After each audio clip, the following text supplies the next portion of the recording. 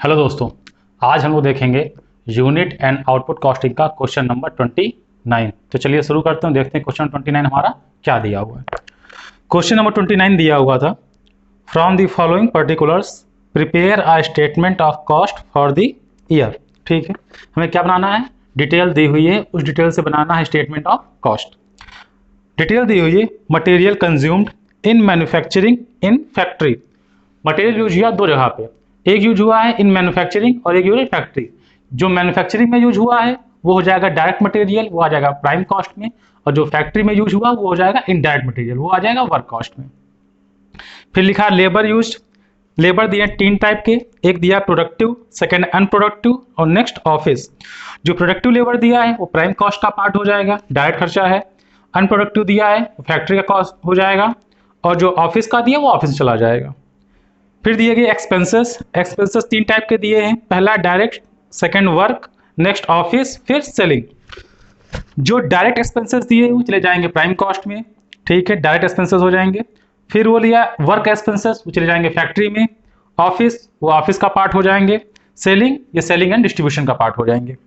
फिर लिखा है depreciation, plant and machinery, office building और शोरूम।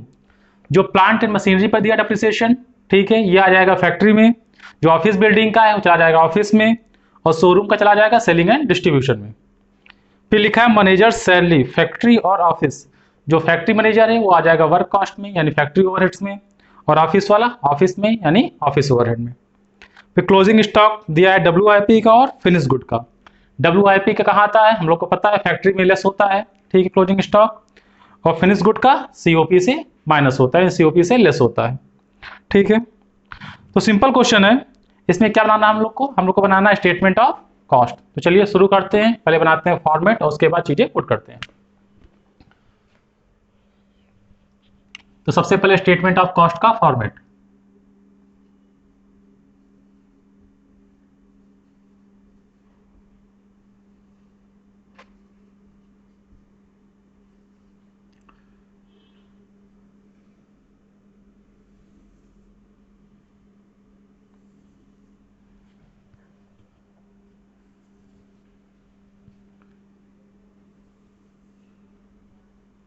पहले कॉलम में पर्टिकुलर्स, फिर अमाउंट। पर्टिकुलर में सबसे पहले देखिए क्या दिया हुआ है, सबसे पहले मटेरियल कंज्यूम्ड इन मैन्युफैक्चरिंग, तो मैन्युफैक्चरिंग वाला आ जाएगा प्राइम कॉस्ट में। तो लिखिए डायरेक्ट मटेरियल या फिर मटेरियल कंज्यूम्ड, हम लोग लिखते हैं रॉ मटेरियल कंज्यूम्ड।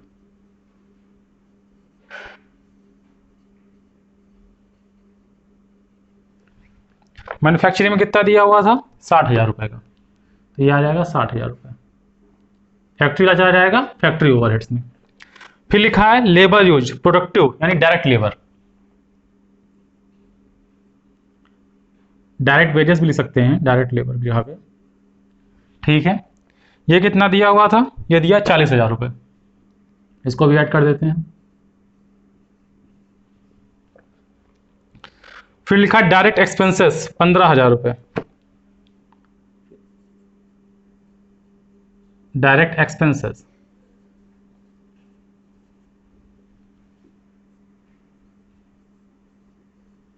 15,000 रुपए।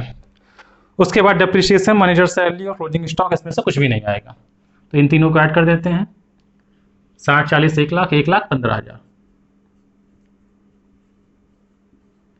ये क्या आ गया, ये आ गया प्राइम कॉस्ट। प्राइम कॉस्ट में क्या ऐड करेंगे हम लोग, प्राइम कॉस्ट में ऐड करेंगे हम लोग फैक्ट्री ओवरहेड्स।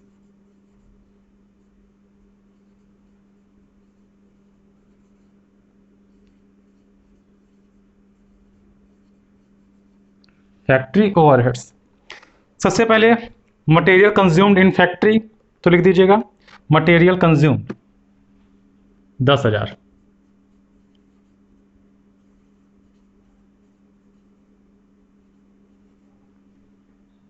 मटेरियल कंज्यूम्ड आ गया 10,000। उसके बाद अनप्रोडक्टिव वेजेस 5,000 रुपए, अनप्रोडक्टिव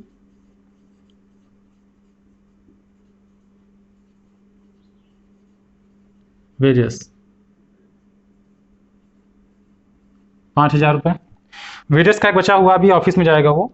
फिर देखिए एक्सपेंसेस में दिया है वर्क एक्सपेंसेस, उसको लिख दीजिए, तो आ जाएगा वर्क एक्सपेंसेस।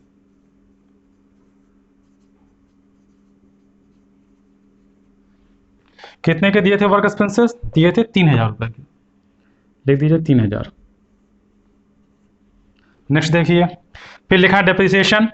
डेप्रिसिएशन लिखा है प्लांट एंड मशीनरी, तो प्लांट मशीनरी आ जाएगा फैक्ट्री में, क्योंकि प्लांट मशीनरी फैक्ट्री में ही होते हैं। तो डेप्रिसिएशन ऑन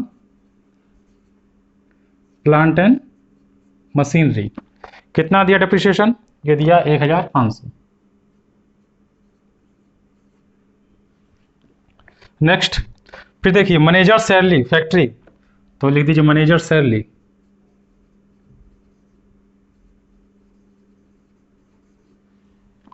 ठीक है, ये आ गया 12,000।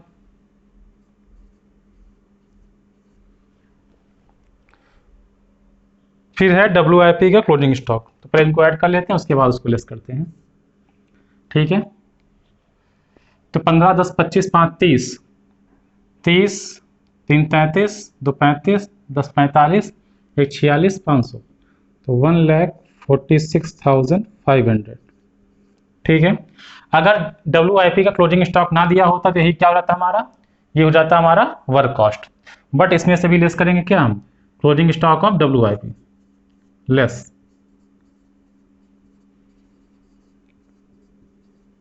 Closing stock of WIP। कितना क्लोजिंग स्टॉक दिया WIP का? ये दिया 3,500, माइनस कर देते हैं 3,500, तो माइनस वाली चीज ब्रैकेट में रखेंगे हम लोग, तो ये आ जाएगा 1,43,000। ये क्या आ गया? ये आ गया वर्क कॉस्ट।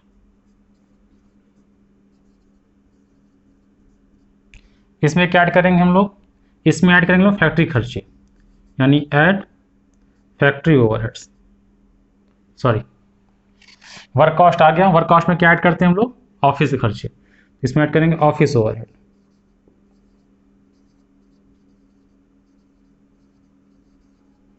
Office overheads. अब देखिए मटेरियल में एक प्राइम कॉस्ट का था, फैक्ट्री खत्म हो गया।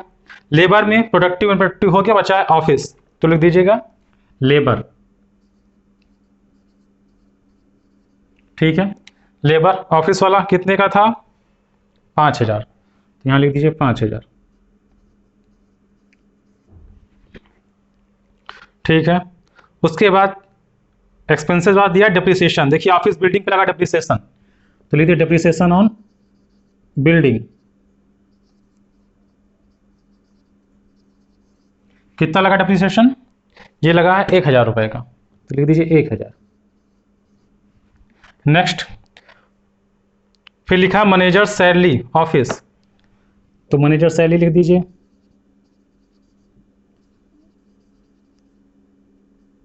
मैनेजर सैलरी कितनी दी है? 8,000 रुपये, इसको भी ऐड कर दीजिए। उसके बाद closing stock of finished good, तो पहले COP निकालेंगे, उससे माइनस होगा, तो इसको ऐड कर लीजिए। 43, 5, 48, 1, 49, 49, 8, 57, तो 1,57,000। ये क्या आ गया? ये आ गया COP, कॉस्ट ऑफ प्रोडक्शन। ठीक है,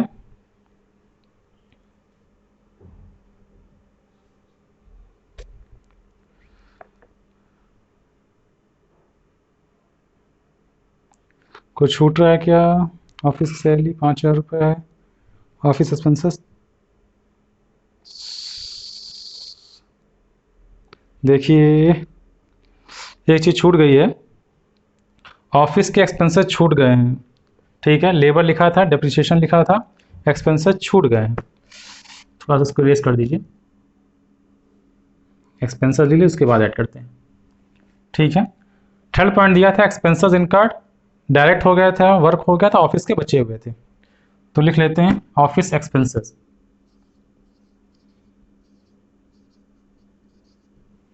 ऑफिस एक्सपेंसेस दिए हुए थे 3,000 के,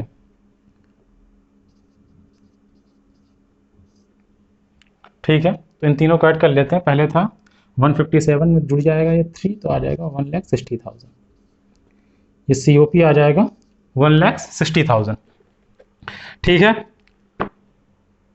अब इसमें लोग क्या ऐड करेंगे, इसमें ऐड करेंगे हम लोग opening stock of finish good, less करेंगे closing stock of finish good. Opening दिया नहीं है, सिर्फ क्लोजिंग दिया हुआ है, तो हम लोग को क्या करना है, सिर्फ लेस करना है। ठीक है, सबसे पहले COP की वैल्यू पुट कर लेते हैं। COP कितना आया, 1,60,000। क्या माइनस करेंगे इसमें से, हम माइनस करेंगे less closing stock of finish good, closing stock of finish good. Closing stock of finish good दिया था 2,500, ये दिया है 2,500, माइनस कर दीजिए तो आ जाएगा 1,57,500। ये क्या आ जाएगा, इसे कहेंगे हम लोग COGS, cost of goods sold. इसमें क्या ऐड करते हैं हम लोग, इसमें ऐड करते हैं हम लोग add selling and distribution overhead, selling and distribution overhead. अब देखिए सेलिंग खर्चे क्या क्या दिए हैं, मटेरियल हो गया, लेबर हो गया, एक्सपेंसेस बात करते हैं, दिया सेलिंग एक्सपेंसेस 2,000, तो लिख दीजिए सेलिंग एक्सपेंसेस 2,000। ठीक है, उसके बाद डिप्रिसिएशन दिया शोरूम, शोरूम सेलिंग का पार्ट हो जाएगा, तो लिख दीजिए डिप्रिसिएशन ऑन शोरूम,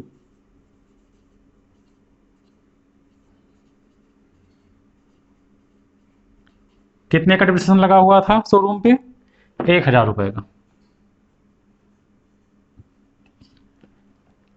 उसके बाद मैनेजर सैलरी, फैक्ट्री ऑफिस हो गई है, क्लोजिंग स्टॉक हो चुका है।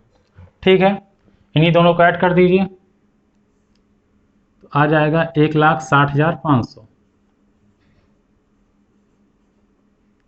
यह आ जाएगी टोटल कॉस्ट। ठीक है, क्वेश्चन में सेल दी हुई थी 1,80,000, यानी सेल ज़्यादा और प्रॉफिट हुआ है, तो लिख दीजिए ऐड प्रॉफिट। ठीक है, सेल है 1,80,000, बुक में दी हुई है सेल। ठीक है, माइनस कर दें तो आ जाएगा 19,500, यह आ गया हमारा प्रॉफिट। सिंपल सा क्वेश्चन था। ठीक है, सारे हेड दिए हुए थे, उनके आगे लिखा हुआ था कौन सा फैक्ट्री का पार्ट है, कौन सा ऑफिस का पार्ट है, कौन सा सेलिंग का पार्ट है, सिर्फ हमें छांट के उन्हें क्या करना था, सही जगह पे पुट करना था। तो सबसे पहले प्राइम कॉस्ट के 3 पार्ट दिए हुए थे, मटेरियल कंज्यूम, वेजेस और एक्सपेंसेस, उनको ऐड कर दिया तो प्राइम कॉस्ट आ गया। उसमें जो फैक्ट्री खर्चे थे फैक्ट्री वाले ऐड कर दिए, तो आ गया हम लोग का 1,46,500, उसमें से माइनस कर दिया क्लोजिंग स्टॉक ऑफ WIP। ठीक है, तो आगे हमारा वर्क कॉस्ट 1,43,000, उसमें ऑफिस खर्चे ऐड किए तो आ गया हमारा COP। ठीक है, कॉस्ट ऑफ प्रोडक्शन 1,60,000, उसमें लेस किया हम लोगों ने क्या, closing stock of finish good, तो आ गया 1,00,000। अब ये माइनस का था तो इसके ब्रैकेट में यहाँ कर सकते हैं। ठीक है, तो ये आ गया 1,57,500। ठीक है, उसमें ऐड किया हम लोगों ने सेलिंग खर्चे, सेलिंग एंड डिस्ट्रीब्यूशन ओवरहेड 2 दिए हुए थे, दोनों को ऐड किया तो आ गया 1,60,000। सेल दी हुई थी तो यहाँ पे लिख देते हैं हम लोग क्या, सेल्स। सेल दी हुई थी कितना, 1,80,000 रुपए। कॉस्ट पता थी, सेल दी हुई थी, डिफरेंस निकाल लिया तो क्या आ गया, प्रॉफिट। ठीक है, तो सिंपल सा क्वेश्चन था, आप लोग को समझ में आ गया होगा। अगर क्वेश्चन समझने में कहीं कोई दिक्कत आ रही है तो कमेंट सेक्शन में अपनी प्रॉब्लम जरूर लिखिए। फिलहाल आज के लिए इतना ही, फिर मिलते हैं अगली क्लास में अगले क्वेश्चन के सॉल्यूशन के साथ।